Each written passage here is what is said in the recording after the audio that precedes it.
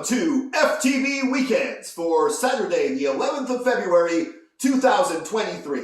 It's currently 4:42 p.m. Eastern Standard Time when we're recording this. Hi, I'm your host, Jason C. McLean, and joining me, as always, is Dawn McSweeney. Now, Dawn, I was going to... sorry. It's good. You're, like, next to me.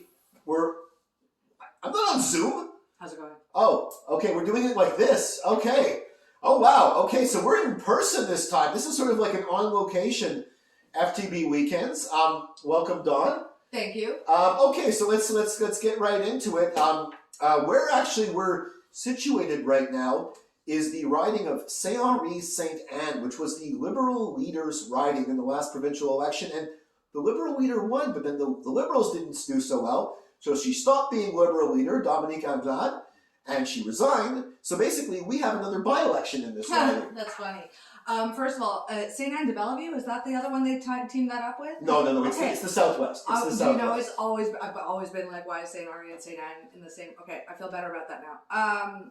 So who's in your ridings? Like, who's running? Well, Quebec Solidaire. They're having a meeting today to figure out why they can't get any votes on the island. So I'm going to assume they're still not getting any votes for that one. Well, they get some votes in the island. It's the old PQ riding. This was when they were really trying to win. They were really trying. Because they were, no, seriously, they had a star candidate. They wanted to they already took out the PQ leader. They wanted to take out the Liberal leader, and they didn't. Sounds like gang warfare. They want to make a good impression. I'm just sorry. You don't see this normally when we're not doing it. Quebec's over there. Okay. Yeah. So Guillaume Clichy-Rivard, he was the candidate last time. I believe he's going to be the candidate again this time. He's a lawyer. He's a lawyer, but he's on TV. He's talking about a lot of environmental stuff. It goes really well when we vote in people who are on TV. Yeah, but the thing is, he was a star candidate, and they put him in this riding specific. And I'm going to vote for him again. Actually, I think that the QS, without the Liberal leader being in this riding, I think QS has a chance. The CAP does. Any NDPs? What? NDP running here or no? NDP Quebec is actually did not run in the last election, and they might run in this by-election. But a lot of people who vote for the federal NDP federally, a lot of the people who volunteer for them also volunteer for Quebec Solidaire provincially and for Projet Montréal. I'm glad I don't have to make this vote. I know, but I do. I'm kind of glad that we have a chance to do a do-over, because one of the big disappointments from the last election, I knew Legault was going to win, and I knew he wasn't going to win anything on Montreal, but I was really hoping that we'd do a little shake-up in my own riding. It would have been nice. It would have been nice, but it didn't happen. But now it might happen again. Could happen. With a bit of a do-over. I mean, the CAC doesn't really have a chance to win in this riding. It's probably going to be the Liberals again, I have to admit it. Unless QS really puts on a strong showing. And there are reasons why the Liberals continue to win. And the Liberal candidate sucks. And that's because the options that aren't the Liberals have a variety of problems, all of which are remarkably similar. Let's not get into them. Oh, let's not get into them, but if you live in the riding of St-Henri St-Anne, that's the entire Southwest borough. If you're a historic Anglo, let's just say that your options are limited to protect your rights. True, but the Quebec Solidaire they've actually backtracked on some of their opposition to... I'll leave it when I see it. Yeah, well, it's opposition to the... But they also voted against Bill 21, but that's another story. Just to give you a little thing, that's this riding, like... they're very leftist, I'll give them that, but that's... Yeah, but okay, there's two areas of Quebec Solidaire. So I'm so bored of this already. This riding is this area, St-Henri, like Guayna-Brou Metro. It's also got all the way down to Ville-et-Marne. I'm right here, I'm not even on Zoom. All the way down to Ville-et-Marne, all the way over to Griffintown, basically the entire Southwest. If you go north of the Southwest, though, you go past downtown, you go past the plateau, you go through Mile End, and at the very edge of Mile End... You might have somewhere near this building, right? Yeah, I'm segueing right now, Dawn. That was the longest segue I could have At the very end of Mile End, you get to 1 Van Horne. Okay, this is the building here. I've already walked over there. I'm on location. You're on location, yes. 1 Van Horne. This is a building I've been to, like, loft parties over the year. It's going to be renovated, and the city is actually doing public consultations because the proposal is to turn this into a hotel. Oh, you know what the Mile End really needs? A hotel? Yeah, exactly. It doesn't need a hotel. Now, people are saying there's a housing crisis.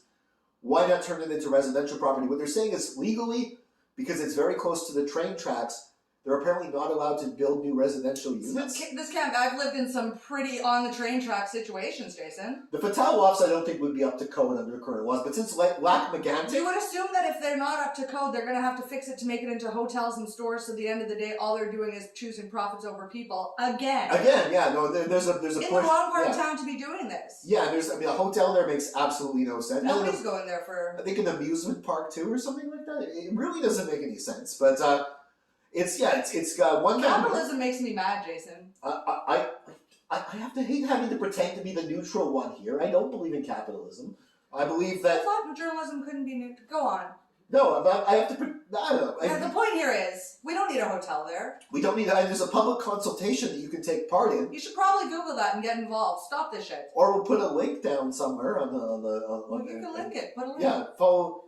Sign something. The article. Go yell at somebody about it. We can't keep letting this happen. Yeah, I know. And, what else you got? Well, I mean... it's going to be a big week this week. Do you know Valentine's Day is coming up? February 14th. I wonder. That feels like an important date somehow.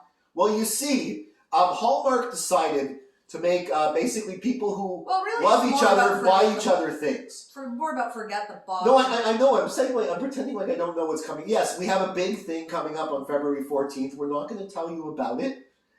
We're just going to continue to tell you that it's coming, but this time it's actually coming. On February 14th, there's a date. It's coming in the near future. It's February 14th. So, obviously, spend Valentine's Day with your loved one. Or don't. Nobody gives a fuck. It's a made-up holiday. But if you are, you should also spend some of your time maybe with your loved one on Forget the Box. And why should people feel bad for being alone? No, don't feel, whether you're alone or you're with a couple, we accept everyone here on the site. If you get out really early the next day, you might find some of that chocolate on sale. That's the celebration we should really be talking about. Yes, but I'm saying is whether you're alone or in a couple or a throuple or whatever your relationship status is, you're welcome to check out Forget the Box on February 14th for something very What are you new doing and next interesting. weekend, Jason? I feel like something special is happening next weekend. Well, I'm going to SmackDown on Friday. Tell me what's going to happen after SmackDown, Jason.